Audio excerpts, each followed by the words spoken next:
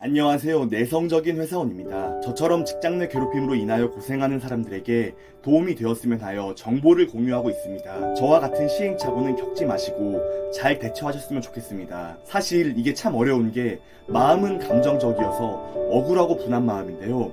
신고는 이성적으로 해야 해서 쉽지가 않은 것 같습니다. 저 사람이 나 괴롭혔어요, 혼내주세요 라는 형식의 신고는 아무 도움이 되지 않더라고요. 참고로 제가 증거도 없이 감정적으로 신고를 진행했습니다. 그래서 고생을 정말 많이 한 것 같아요. 스트레스성 실신으로 정신을 잃고 쓰러진 후 이대로는 안 되겠다 싶어서 신고를 진행했습니다. 당신께서는 감정을 가급적 자제하시고 준비를 잘 하셔서 신고를 진행하셨으면 좋겠습니다. 이번 영상은 신고 후 결과에 대해 말씀드리려고 합니다. 직장 내 괴롭힘 신고 후 인정이 되면 어떻게 되는지 말씀을 드리겠습니다. 저는 가해자에게 온갖 큰 타격을 줄 수 있다고 생각을 했는데요. 사실 별거 없습니다. 결론을 미리 말씀드리자면 자리 이동과 경고성 징계로 끝입니다. 다만 직장 내 괴롭힘이 인정이 되면 추후 민사소송으로 정신적 피해 보상을 요청할 수가 있습니다. 제가 정신의학과를 다니라고 말씀드린 이유 중 하나이기도 합니다. 민사소송 관련해서는 따로 영상을 만들어 보겠습니다. 다시 돌아와서 저의 직장 내 괴롭힘 신고는 씁쓸하게 마무리가 되었습니다. 저를 괴롭히던 사람은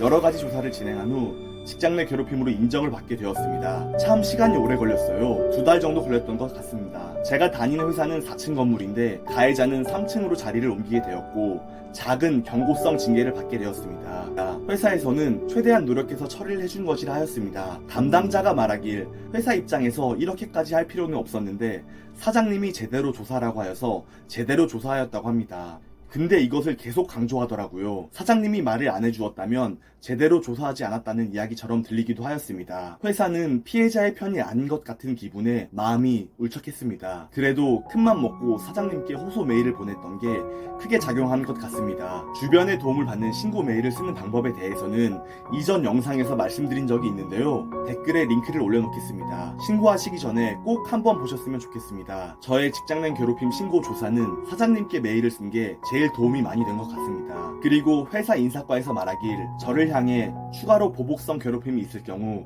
다음에는 권고사직을 시키겠다고 합니다. 회사 입장에서는 할 수 있는 최대한을 하였으니 앞으로 걱정 말고 회사를 다니라고 격려도 해주었습니다. 근데 이게 참 난감합니다. 가해자를 길 가다 만나면 심장이 두근거리고 식은땀이 흐르면서 생각이 멈추는데 걱정 말고 회사를 다니라니요. 하지만 어쩔 수 없는 것 같습니다. 이제부터는 제 스스로 회복해야 하는 단계인 것 같습니다. 결국 이게 끝이에요. 더 이상 뭐가 없더라고요. 결과를 통보받은 후 아쉬운 마음이 가장 크게 들었습니다. 그동안 마음고생한 것에 비하여 속이 후련한 느낌은 들지 않았어요. 다른 사람들에게 밉보일 것을 감수하고 용기를 내어 신고한 결과가 자리를 옮기고 약간의 징계를 받은 게 끝이었기 때문입니다. 저는 조금 더 강한 처벌이 들어갈 줄 알았습니다.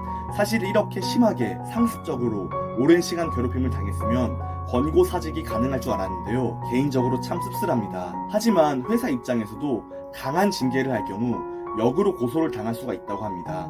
그래서 당사자에게 강한 징계는 내리지 못한다고 하네요. 변호사, 노무사를 고용하여 절차대로 진행했다고 하였습니다. 법원에서도 집행유예식으로 한번 봐주듯이 회사에서도 가해자에게 비슷하게 진행을 하는 것 같습니다. 그래서 여러분께서도 직장 내 괴롭힘을 신고할 때 이 이상을 바라기는 어려울 것 같다는 생각이 듭니다. 좀 더 나은 근무 환경을 만들어줄 뿐 괴롭힘을 한 당사자에게 회사에서 큰 처벌을 하지는 못하는 것 같습니다. 추가로 가해자 이야기를 잠깐 드려보도록 하겠는데요. 진짜 못된 것 같습니다. 전해 들은 이야기인데 주변에 자신이 억울하다고 하소연을 하고 다닌다고 합니다. 오히려 제가 괴롭힘을 당할 짓을 했다고 소문을 내고 다니더라고요. 정말 어이가 없습니다. 이러한 이야기가 건너서 들려옵니다. 죄책감이 전혀 없는 것 같습니다. 오히려 저보다 더 당당할 뿐만 아니라 가해자이면서 피해자 코스프레를 하고 다닙니다. 사실 저는 이제 더 이상 싸울 기력도 없습니다. 우울증이랑 불안증이 조금씩 회복되어서 이제 제 삶을 살아가도록 노력하고 있습니다.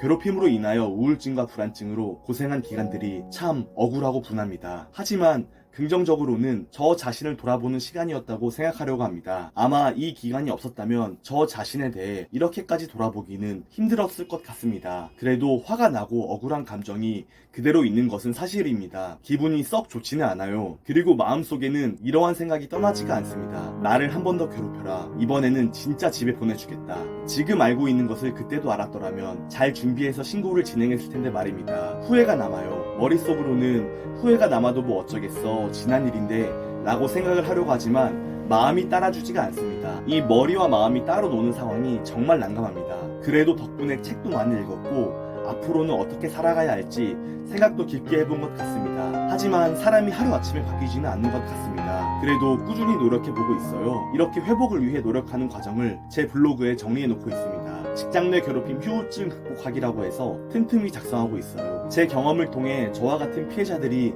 잘 대응을 했으면 좋겠습니다. 그리고 여러분들의 상황은 저보다 안 좋았으면 안 좋았지 더 나은 상황은 아닐 것이라 생각됩니다. 신고하시기 어려운 상황에 처하신 분들도 많을 것 같습니다. 한국 사회에서 이러한 행동은 낙인이 찍히기 때문에 어렵다는 점 잘 알고 있습니다.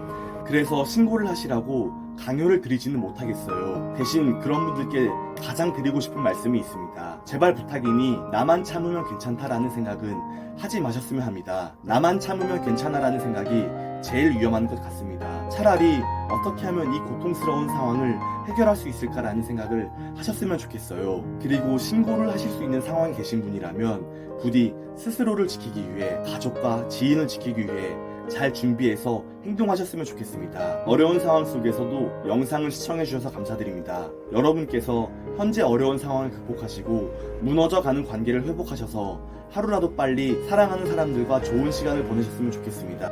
요약하자면 다음과 같은데요. 직장 내 괴롭힘 신고 후 인정이 되어도 변하는 것은 크게 없습니다. 자리 이동과 경고성 징계로 끝입니다. 직장 내 괴롭힘이 인정이 된다면 민사소송을 통해 정신적 피해 보상을 요청할 수가 있습니다. 본인과 가족 그리고 지인들을 지키기 위해 행동하셨으면 좋겠습니다. 이상입니다.